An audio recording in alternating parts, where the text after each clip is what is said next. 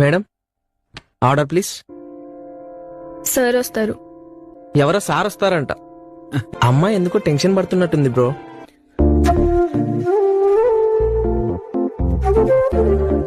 Madam please. నేను order చేయలేదే. అని కాఫీ షాప్కి వచ్చి టెన్షన్ పడతారేంటి? హ్యాబిట్. Don't act smart. నీ పన్ను చూసుకో. పాపం ఫీల్ అయ్యాడేమో. Excuse me, I'm sorry. Actually నాకు ఇప్పుడు పెళ్లి చూపులు. మ్యాచ్ కి సార్ రాలేదా ఇంకా? నాకు పెళ్లి చూపులు ఫస్ట్ టైం. సో రిహార్సల్స్ చేసుకుందామని త్వరగా వచ్చా. దేనికి మేడం? మీ అబ్బాయిలకి ఏంటండి పదాలతో పందిరి వేసేస్తారు, కానీ మా అమ్మాయిలకి అలా కాదు కదా. గలగలా మాట్లాడదామంటే అందరితోని ఇలానే చనువుగా ఉంటాదేమో అని బ్యాడ్ గా అనుకుంటారు. పోనీ ఏం మాట్లాడకుండా సైలెంట్ గా ఉందామంటే లైఫ్ లాంగ్ ఇలానే బోరింగ్ గా ఉంటుందేమో అనుకుంటారు. మీరేం మాట్లాడినా చాలా నిజాయితీగా మాట్లాడతారు మేడం. ఆయన పేరేంటో?